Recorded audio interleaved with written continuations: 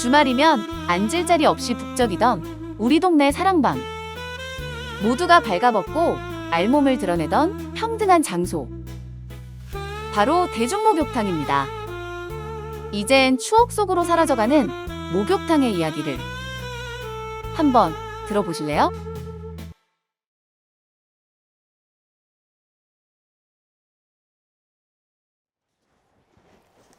네, 안녕하십니까. 목욕탕 엘레지 시리즈를 기획한 디지털 팀의 김태훈 PD라고 합니다.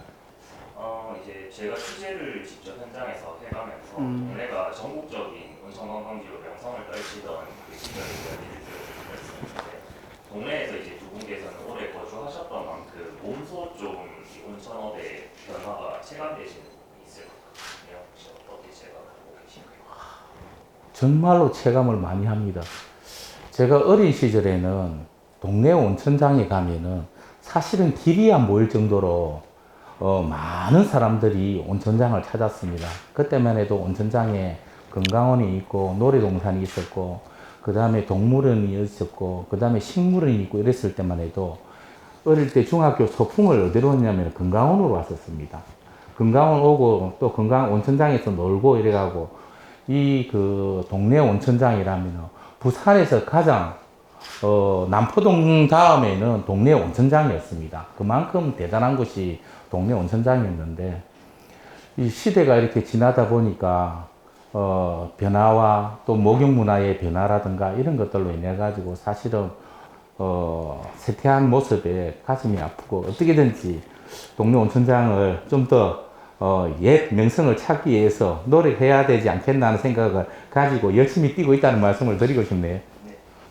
사실은 뭐 부산 가면은 동네였고, 동네 가면은 온장이었는데, 사실은 뭐 청장님 말처럼 인원을 제할 수 없는 대로 많은 인파가 붐비었던 거리였는데, 어느 날 갑자기 축소되면 사실은 볼거리와 먹을거리가 점점 사라지면서 온천 거리도 많이 침체기가 아닌가 싶어요. 지난 3년간 지속된 팬데믹을 겪고 나서 대한민국의 생활 패턴이 팬데믹 이전과 이후로 나눌 만큼 아주 큰 영향을 미쳤는데, 특히 온천업계는 모욕업계와 특성상 그야말로 직격탄을 맞게 되었습니다. 이후 지금은 회복기에 제법 들다고 하고 있지만, 예전 수준에 비해서 도달하기 위해서 안간힘을 쓰고 있지만 쉽지 않은 현실입니다. 동래구에서는 온천장 도시재생 유지 사업을 앞서서 말씀해 주셨던 사업들이 진행되고 있는 것으로 알고 있는데, 저희 국제신문 독자들을 위해서 그 해당 사업의 골자와 추진 중인 세부 사업에 관해서 좀 설명을 좀 해주시면. 예, 도시재생 뉴딜 사업이라는 것이 쇠퇴한 구도심을 경쟁력을 되살리기 위해서 그 도시에 있는 역사와 문화를 살리고 거기에 대해서 준비를 해가지고 하는 거거든요. 사람들이 온천장을 찾았을 때 편안하게 보행을 할 수 있고, 또 편안하게 온천을 즐길 수 있고, 또 온천으로 인해 가지고 뭔가를 할 수 있는가를 잘 준비를 하고 있습니다. 혁신 어울림센터가 거점 공간이 될 겁니다. 혁신 어울림센터에서 우리 동래구에서 온천수를 하는 화장품도 만들고 향수도 만들고, 동네 온천의 변천사도 거기에 영상으로 다 지금 이번에 준비를 하고 있거든요. 도시 재생 사업으로 인해 가지고 여러 가지들을 하고 있는데, 나중에도 제가 말씀을 드리겠지만, 현재 올해 안으로 만드는 온천 나들길을 통해서 온천장을 쉽게 들어올 수 있는 길을 만들고, 그 입구에다가 아까 백학 전설이라든가 이런 것들을 다 만들어 갖고 사람들이 온천장을 오면서 보면은 다 느낄 수 있도록 만들고 있습니다. 동네 온천장으로 들어오는 길에 바닥에 보면 이제 선을 줬습니다. 그 선만 따라가면은 온천장이 허심청이 돼 있으며, 금천탕이 어디 있으며, 녹천탕이 어디 있으며, 혁신 어울림센터가 어디 있는가, 조격탕이 어디로 가면 조격탕이 있다든가 이런 것들을 다 만들어 가지고 도시 재생 사업의 마무리를 짓고 있습니다. 올 연말까지 최선을 다해서 나들길이나 이런 거 하고, 도시 재생 누질 사업은 내년 상반기까지는 잘 마무리해 가지고 정말로 동네 온천이 한 번 더 옛날의 명성을 찾을 수 있도록, 한 번에 되지는 않겠지만 우리 회장님과 함께 또 온천을 업을 하시는 모든 분들과 서로 상생할 수 있는 방안을 찾기 위해서 노력하겠다 오겠습니다. 이제 협회장님께서는 온천당에 있는 그 금성펌프 온천을 실제로 운영을 하고 계시잖아요. 그 현장에서는 동래구에서 추진한 사업들에 대한 평가를 좀 어떻게 제공하세요? 예, 청장님께서 말씀하신 대로 도시재생 뉴딜 사업이 이제 마무리 단계에 들어서면서 아마 예전과 달리 뭐 다른 시설물과 행정적인 지원이 더 이상 되고 있습니다. 근데 아직은 본격적으로 실시가 되지 않고 실질 체감이 되는 부분은 아직 미약하나 앞으로는 동네 온천의 부활에 큰 역할을 할 것이라고 큰 기대를 하고 있습니다. 한국온천협회에서는 다양한 그 온천 산업 활성화를 위한 사업들을 추진하고 계신 걸로 알고 있는데 주요 사업들을 많이 설명해 주세요. 예, 한국온천협회 주요 사업은 온천 자원 간척 장비 설치 관리로 온천 자원의 효율적 관리입니다. 사실은 온천수 관리가 제일 중요하겠죠. 그 다음에 매년 온천 종사자 보수 교육, 그 다음에 온천 대축제, 국제 교류, 각종 온천 행사를 협력 지원하는 사업을 벌이고 있습니다. 제가 제때 지금 일본 온천협회하고 대만 온천협회 교류를 시작했습니다. 사실 일본 온천협회는 협회 개념이 아닌 학술 개념적인 그런 부분이 많습니다. 그리고 특이점은 온천 관련되는 6개 과목을 온천 검정 시험이라는 게 있어요. 그래가지고 거기에 온천 명인으로 선정해가지고 그거를 널리 알리는 그런 특징이 있습니다. 이번에 저희들 제가 12일부터 15일까지 대만 온천협회를 이제 대만 온천 축제를 갔다 온 거예요. 올 4월 달에 저희들이 상호 교류를 했고요. 저희들이 내년 4월 달에 교류를 할 생각입니다. 그리고 대만은 또 특이한 거는 뭐냐면은 낮에는 나이 드신 분들 또 저녁에는 젊은 층들이 특히 또 거기는 대만은 먹거리 위주로 모형 문화가 형성되는 것 같아요. 대만이 이것도 특징이고 저희들을 일본하고 대만 온천협회하고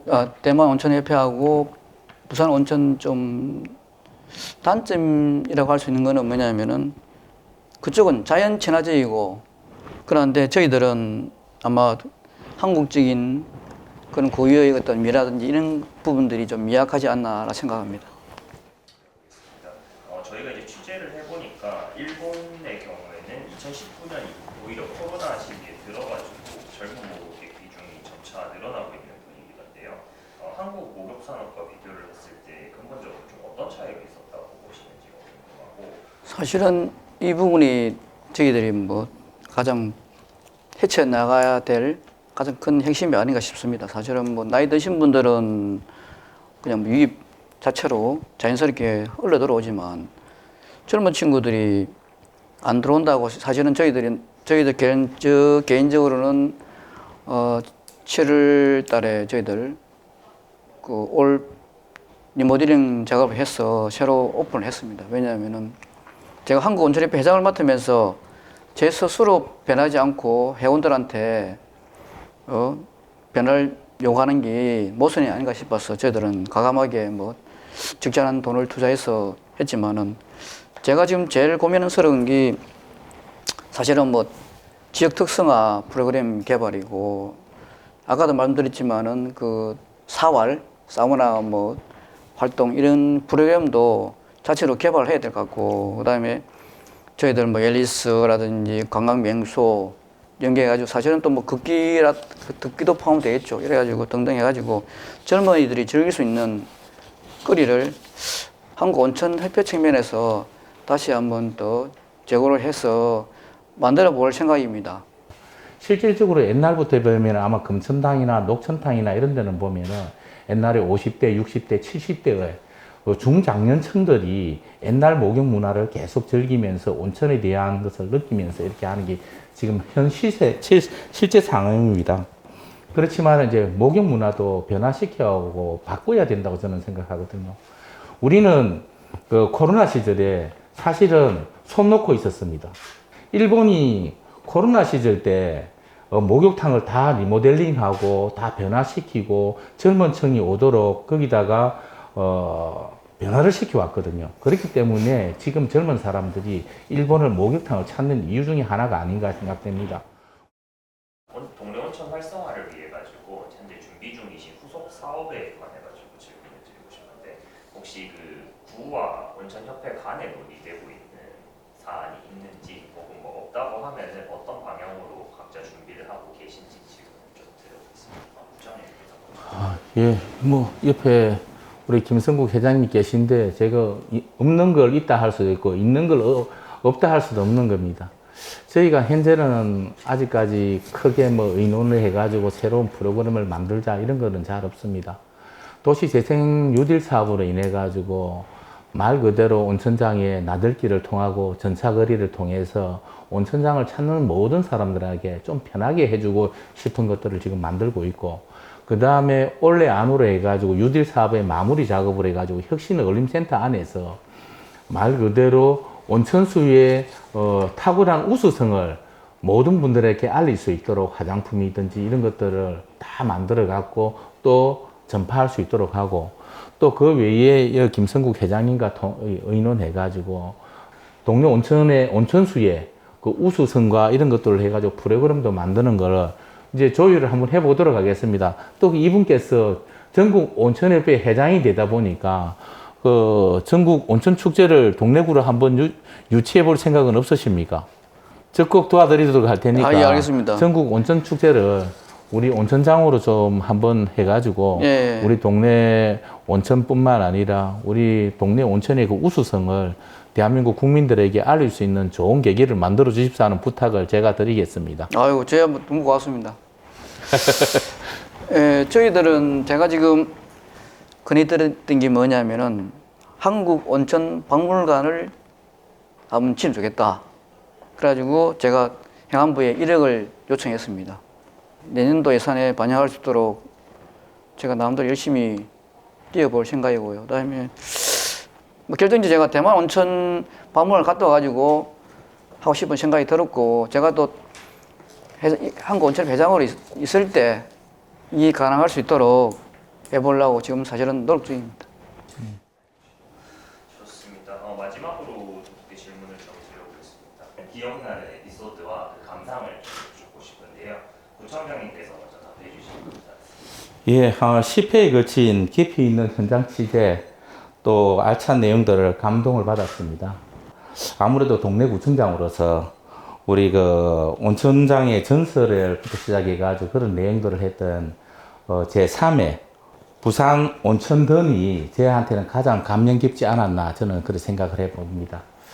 사실은 온천장의 전설에 대해서 우리 동네 구민들은 그래도 어느 정도 알고 있지만은 부산 시민들은 잘 모릅니다.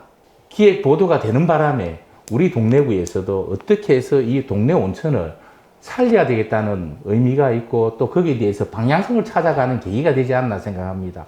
도시재생 뉴딜 사업은 그냥 길만 바꾸고 건물만 세우고 이런 것 때문에 하드웨어적이다 이러면 말 그대로 5분의 2 기사를 통해 가지고 소프트웨어적으로 동네 온천에 대해서 또 옛날의 향수에 대해서 좀 더 느끼게 할 수 있는 그런 좋은 계기가 되었기 때문에 구청장으로서는 한 번 더 생각할 수 있는 그런 계기가 되었다고 저는 생각해 봅니다. 사실은 뭐 기사를 보면서 옛 추억을 떠올리며 감회에 잠기는 계기가 되었고요. 그다음에 예를 들면은 뭐 일본 MZ 세대들의 그 사우나 열풍, 그 사우나 활동 그런 부분이라든지 오이타현의 야마시르 온천의 그런 경험적인 이야기를 보면서 제 스스로도 어떻게 해야 될 것인가를 많은 생각이 잠기게 한 기획 보도였던 것 같습니다.